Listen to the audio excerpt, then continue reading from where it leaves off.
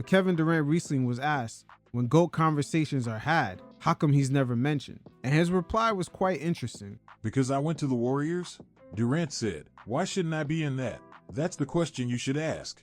Why not? What haven't I done? Now, I agree with him in that first part. He should be at least considered, because in reality, he's not really considered like that. But what hasn't he done?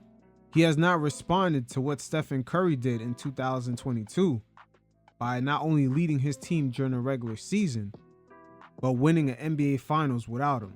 That's why that championship by Stephen Curry was very important. It solidified his legacy. The same way Kobe Bryant won that championship in 2010, defeating the Boston Celtics. It solidified him. Not all championships are created equal. And you could also say the same thing about LeBron James in 2016 when he returned that championship back to Cleveland. It cemented his legacy. Kevin Durant still needs that moment. At first, when he left the Warriors, he didn't really need that moment. But when Stephen Curry led his team to a championship in 2022, the pressure was on. But another layer to this whole Stephen Curry, KD, LeBron saga is the revisionist history some of us had about LeBron James going to Miami. Him and KD kind of did the same thing. Make no mistake about it. D Wade and Chris Bosh were considered top 10 players before LeBron James had went to Miami. And there is no doubt, pound for pound, talent for talent, that having D Wade and Chris Bosh as your teammates along with LeBron James is not even nowhere near close to having Draymond Green and Klay Thompson.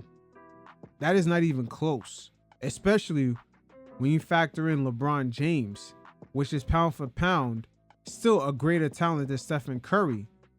But the system that the Warriors play was by far revolutionary. It changed the game. And this is where Stephen Curry's career still impacts LeBron James outside of KD's decision going to the Golden State Warriors. Stephen Curry in LeBron's era, or should I say LeBron's reign as the king of the NBA, his impact on the league is 10 times more than LeBron James. He's actually changed the game, the kind of shots you're allowed to take. You see kids playing the same way Stephen Curry plays, taking three-point shots that before would be considered horrible shots. But now, because of the play Stephen Curry is considered okay. He's really impacted the game in a way that people did not see happening, especially during LeBron James' reign.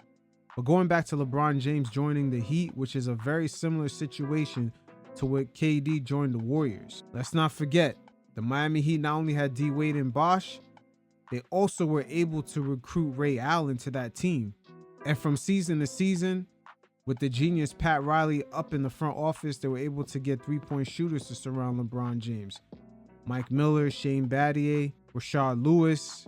Rashard Lewis was an all-star in Seattle by himself. So KD's decision to go to Golden State, it looks different when you begin to put things into proper context. The Golden State Warriors drafted all their guys. Draymond Green was a second-round pick that fit well into their system. But he wasn't a guy that was hopping out the gym and just having a bunch of raw talent or being this superstar that puts up crazy numbers. He fit into their system well. He played excellent all-NBA defense. He sort of has like a Dennis Rodman impact on the Chicago Bulls.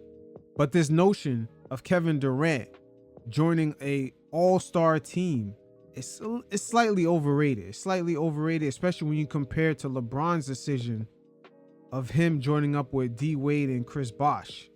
And then Haslam, a guy who was a double-double machine at the time, took a complete pay cut in order for these three guys to re-sign with the Heat.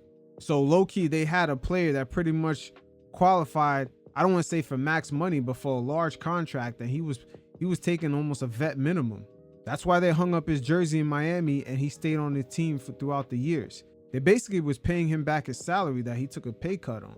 But once again, when you review things into proper context, when you take a look back at KD's decision of joining the Warriors, I think it's a bit overblown that they were an all-star team.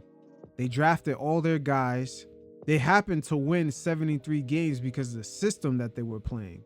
But with that devastating loss that they had in the finals, Kevin Durant was pretty much a lifeline of them continuing that kind of stretch run that they had during that 73-game win season. That style of play, Kevin Durant joining their team basically extended that. Because from season to season after that, teams were kind of catching up to what the Warriors were doing. Once again, that's why you can't really tell the Stephen Curry story without KD. 2 of those rings was because of Kevin Durant. But as soon as KD left, you began to see that system that they ran was starting to crumble. Other teams were beginning to catch up to it. But again, looking at LeBron throughout his career, if we're going to discredit KD for joining the Warriors, then we're going to have to hold LeBron to the same standard for his 2 Heat championships. The only reason LeBron has a heads up on KD and people don't really hold it over his head that he went to Miami is because he brought a championship to Cleveland. That's where KD has to bounce back. He's going to have to win one on his own. But make no mistake about it, LeBron James throughout his whole career has pretty much played with a lot of first ballot Hall of Famers. D Wade and Chris Bosh already got in first time they were eligible. And if you look at when he joined Cleveland, Kevin Love will fall in the same route. And Kyrie Irving possibly too, depending on how his last few years come about. But no doubt he's making the Hall of Fame for sure. I'm not sure if it's going to be first ballot. But LeBron James throughout his career has played with a lot of Hall of Famers, even on the Lakers. Anthony Davis, Dwight Howard, Rajon Rondo, Russell Westbrook, Marcus Gasol, Carmelo Anthony. I mean, the list goes on and on. LeBron James throughout his whole career, man, he's played with a lot of talent, especially for a player that has only 4 rings. And just like in Miami, he's had a ton of, I would say, I don't want to say completely role players, but just players who could service him and AD as a duo out there in LA. Yeah, Isaiah Thomas, former point guard of the Celtics, D'Angelo Russell, Pat Bev, Andre Drummond. I mean, they even tried to get Kawhi out in LA the year after the Raptors won the championship in 2019. Remember, the Lakers were in the sweepstakes for that. But had the Lakers got Kawhi, you have to ask yourself, in the GOAT conversations, will we have the same energy for LeBron as we would for KD? And more than likely, the answer would be no, because once again, KD has to do it out on his own. The pressure is on. He can't really rely on saying, oh, I won a championship in Golden State. They've never done it without me. Because after 2022, that no longer has been the case. So when you take a step back and put things into proper context, these players' legacies are more intertwined and the situation is kind of a bit more layered than what it appears to be. But make no mistake about it, Kevin Durant has the most pressure to bring home an NBA title without Stephen Curry.